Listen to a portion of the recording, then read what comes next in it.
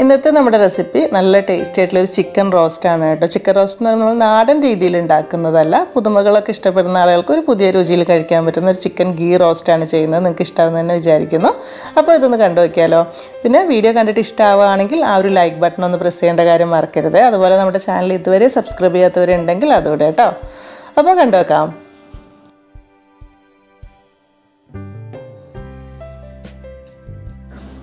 അപ്പോൾ ഈ ഒരു ചിക്കൻ റോസ്റ്റ് ഉണ്ടാക്കാനായിട്ട് ആദ്യം ഇതിലേക്കൊരു 1 കിലോ ചിക്കൻ ചെറിയ പീസായിട്ട് മുറിച്ചിട്ട് നന്നായിട്ട് കഴുകി വൃത്തിയാക്കി വെള്ളമൊക്കെ കളഞ്ഞെടുത്തിട്ടുണ്ട്.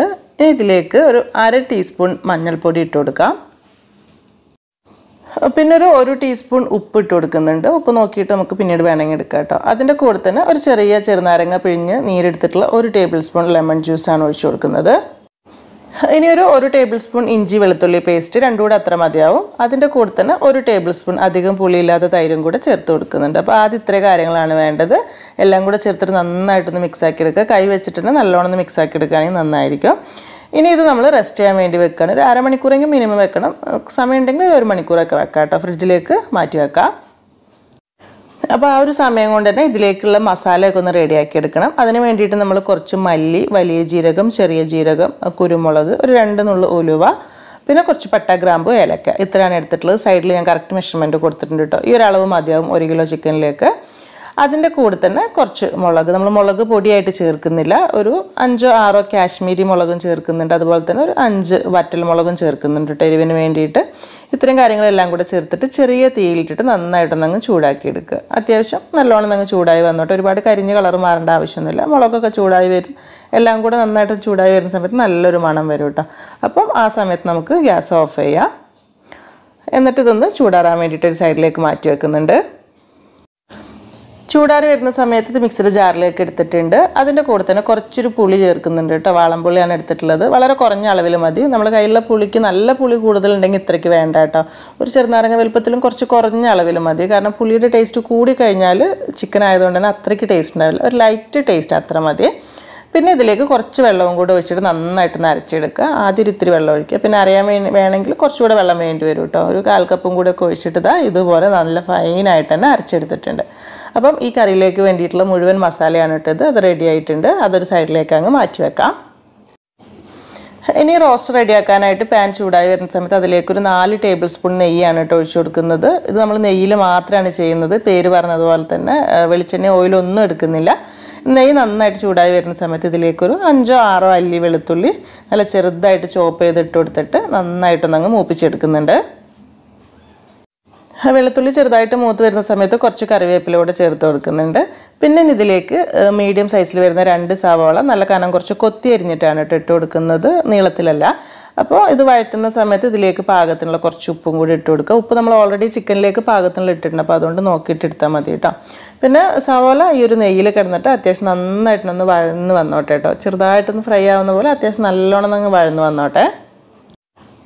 ഈ ഒരു രീതിയിലായി വരുന്ന സമയത്ത് ഇതിലേക്ക് നമ്മൾ ആദ്യം റെഡിയാക്കി വെച്ചിട്ടുള്ള ചിക്കൻ്റെ കൂട്ടുണ്ടല്ലോ അത് മുഴുവനായിട്ട് ഇട്ട് കൊടുത്തിട്ട് ഹൈ ഫ്ലെയിമിൽ തന്നെ നന്നായിട്ടൊന്ന് മിക്സാക്കി എടുക്കുക. ഒരു 3-4 മിനിറ്റ് ഹൈ ഫ്ലെയിമിൽ നല്ലോണം ഇളക്കി കൊടുത്തുകൊണ്ടിരിക്കണേ.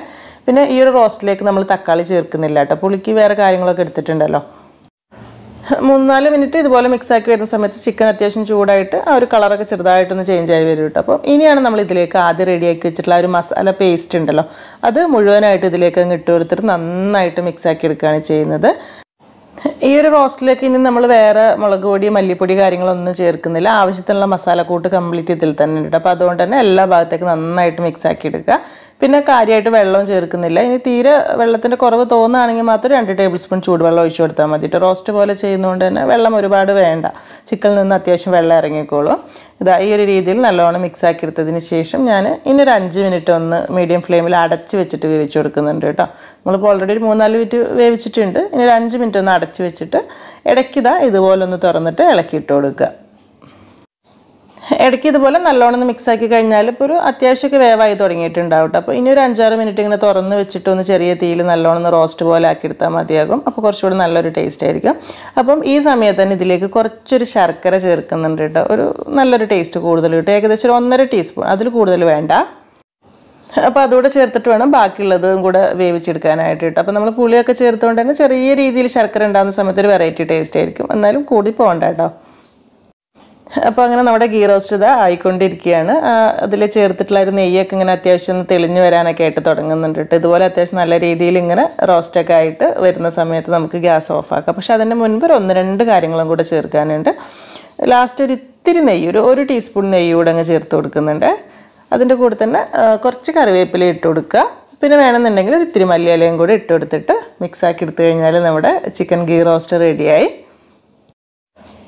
അപ്പോൾ ഇതാ ഇത്രയേ ഉള്ളൂ പരിപാടി. കാണുന്ന സമയത്ത് തന്നെ കഴിക്കാൻ തോന്നുന്നില്ല. ശരിക്കും നല്ല ചൂടോടുകൂടെ മിക്സ് ആക്കിയിട്ട് കഴിക്കുന്ന സമയത്ത് ഒരു വെറൈറ്റി ടേസ്റ്റ് തന്നെയാണ് കേട്ടോ. പുതുമകൾ ഇഷ്ടപ്പെടുന്ന ആളുകൾക്ക് തീർച്ചയായിട്ടും ഇഷ്ടപ്പെടും. കാരണം നമ്മൾ സാധാരണ ചെയ്യുന്ന പോലെ വെളിച്ചെണ്ണയുടെ നാടൻ രുചിയല്ല, ഒരു നെയ്യും ചെറിയ ജീരകമൊക്കെ വന്നിട്ടുള്ള ഒരു വ്യത്യാസമുള്ള ടേസ്റ്റ് കിട്ടും. അപ്പോൾ നിങ്ങൾക്ക് ഇഷ്ടമാണെന്ന് വിചാരിക്കുന്നു.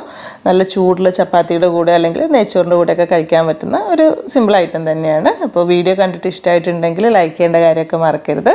പിന്നെ നമ്മുടെ ചാനൽ ഇതുവരെ സബ്സ്ക്രൈബ് ചെയ്യാത്തവരുണ്ടെങ്കിൽ നിങ്ങൾക്ക് ചാനൽ ഇഷ്ടമായിട്ടുണ്ടെങ്കിൽ സബ്സ്ക്രൈബ് ചെയ്യേണ്ട കാര്യം മറക്കരുത്. അതുപോലെ തന്നെ ചെയ്തു വെക്കുന്നുണ്ടെങ്കിൽ ഫീഡ്ബാക്ക് അറിയിക്കാനും കേട്ടോ. അപ്പോൾ ഇനി എന്തായാലും എന്നത്തെയും പോലെ തന്നെ നല്ല റെസിപ്പീസായിട്ട് നമുക്ക് പുതിയ വീഡിയോയിൽ കാണാം. താങ്ക്